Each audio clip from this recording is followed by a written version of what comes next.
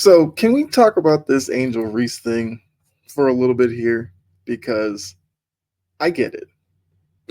Her s- antics on the court or whatever rub some people the wrong way. Whatever. You feel free to feel that way. But this past weekend or something where they played Iowa, which most anticipated game, rematch of last year's NCAA title game. Everybody tuned in. What, over 12 million people watched or whatever. LSU, we know, polarizing program between Kim Mulkey and Angel Reese.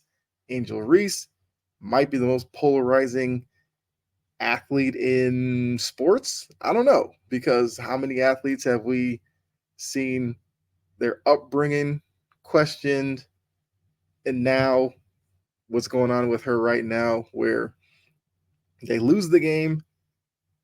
Here come the haters and the internet tough guys coming out of the woodwork, speaking on her once again.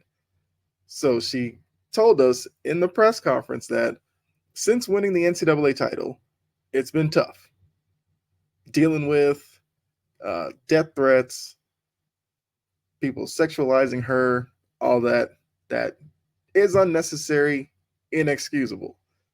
Which, once again, the proper response would be for a 21-year-old college woman dealing with that just because reaching a level of success is unacceptable.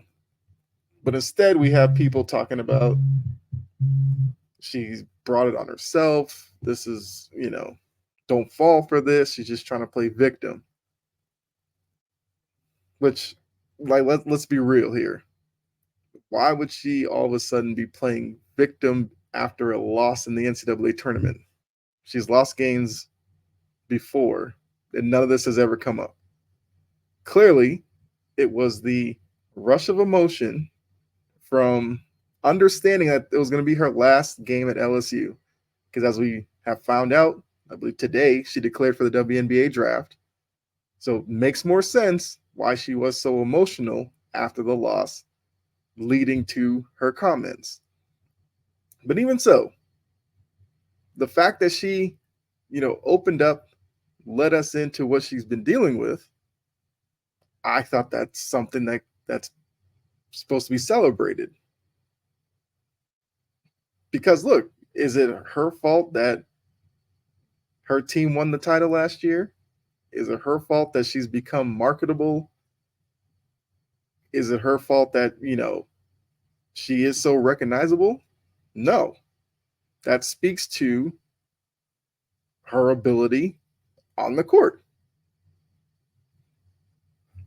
So, it is what it is. It's kind of the world we're in with the abundance of social media that everybody can kind of go on there and say what they want, freedom of speech and everything. Sure. But also what comes with that is the ability for people like myself to call you out.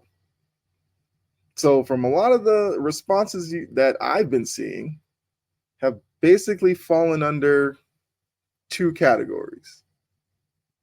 Either racist or misogynistic. Because, God forbid, she happens to be a woman who plays the way that she does. I guess that's not allowed in today's women's game. Although there are other athletes that are demonstrative. I mean, Caitlin Clark is demonstrative, and she's polarizing in her own way. I've mentioned that before. But, maybe Caitlin's also experienced, some of this. It's just that we heard from Angel Reese first. And like I said, it's not even just people on social media who have made fools of themselves. It's now reached the mainstream media. Emmanuel Acho, the guy who enunciates everything so perfectly. And that's not even hate on him. Like, I wish I enunciated the way that he does. But his take was in sports, you can't act like the big bad wolf, then cry like Courage the Cowardly Dog. I once again, I don't see how this came across as her being her playing victim because of a loss in the NCAA tournament. Like, yes, it's definitely emotional being the reigning champion, being that close to making it back to the Final Four and losing in a game that was competitive against a really good Iowa team, against a really good, I guess you could say, generational talent in Caitlin Clark. But to think that she only brought this up because of a loss is kind of a basic take to me. Like, and for somebody who's on TV, for Emmanuel Acho, who was an athlete as well, I would think he would understand a little bit better what being an athlete does breed. It breeds people who just hate on you just to hate on you. Like, it's a thing. It breeds people who not only hate, but have like deep rooted hatred that's fueled by other issues that they, outwardly project towards certain athletes. So for him to say this, and then I can't remember who was on the panel because this was on that show, I guess Speak, I think it's what they call it. Yeah. Somebody on the panel was going, while he was talking, like Acho is out here just spitting the gospel or something.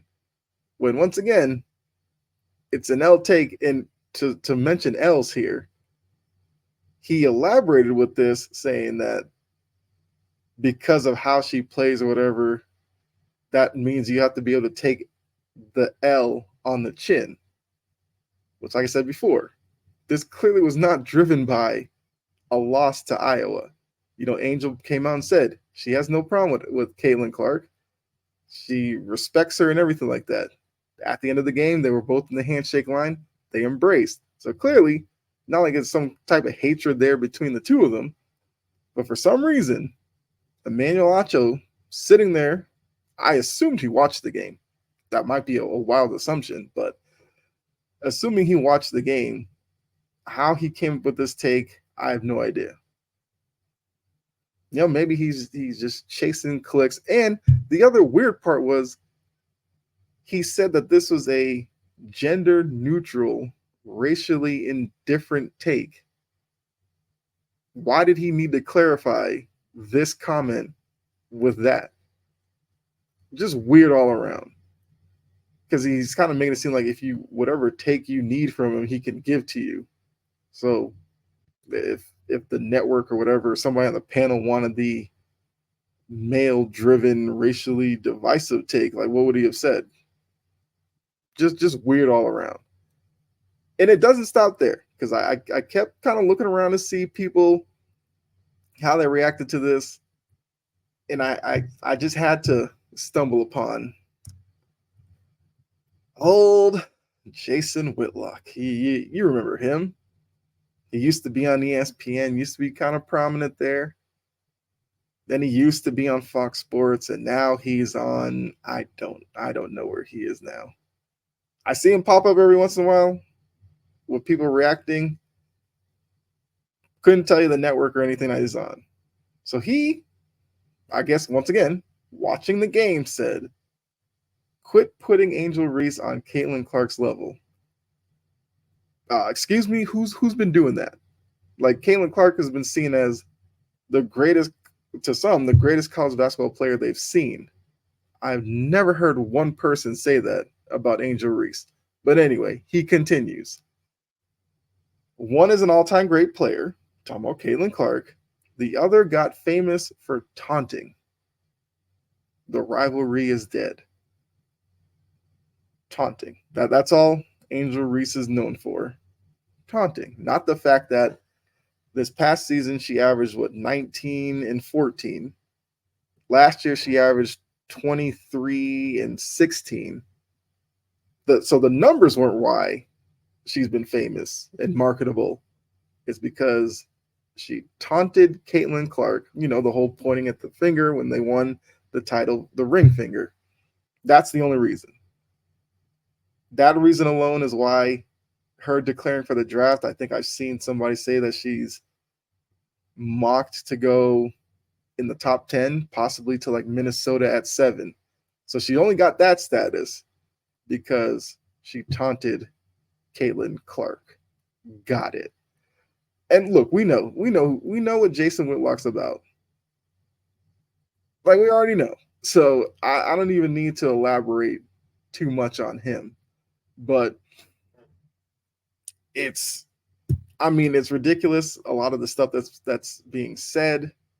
And if you haven't seen any of it, like go on TikTok or something, search a video talking about Angel Reese, look in the comment section, and just look in amazement at some of the leaps and bounds that people are going through to trash her. All because she spoke out about what she's been dealing with. Imagine that. How dare she? She did the press conference with Flage right next to her, who, I mean, how can you not be a fan of her? Like, she reiterated basically what Angel Reese was saying, that she's dealt with a lot and continued to be the leader of that team while going through it.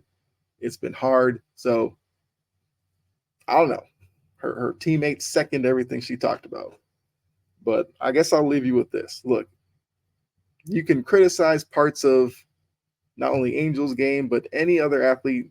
You can criticize their game when it comes to personal attacks and everything like that. Never cool. But it's the world of sports. It's not going to end. She's not going to be the last one this happens to. Let's be honest. But yeah. So good luck to Angel Reese. She's entered the draft. We'll see where she gets selected. See how she performs at the next level. And yeah, I would say hopefully this kind of talk ends at that point, but I'm assuming she's not going to change the way she plays once she reaches the WNBA. So a lot of these fans that don't like her will just follow there and probably continue to criticize her. But hopefully she can rise above it, have a great career, because she is a good player.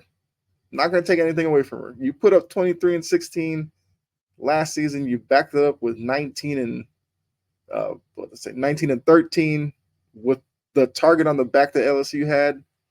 Clearly, she's a special player. She's not a perfect player in any way. There are forms of her game that she does have to develop, but that's not for this conversation. So appreciate you for tuning in. If you like the video, would greatly appreciate if you hit the like button, subscribe, share. All the socials are up on the screen. Feel free to follow me on any of the ones that you use. I have a Discord. Would love to see some of you join it so we can talk when I'm not live on camera or with one of these recorded videos. But yeah, so I definitely want to hear from you what you feel about this Angel Reese stuff. Let me know in the comment section. But enjoy the rest of your day. Be respectful. Like, can we just do that? Is that so hard?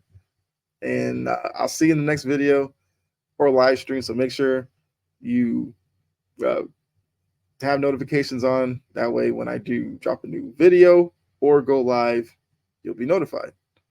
So be safe. God bless. And I'll catch you later. All right. Bye.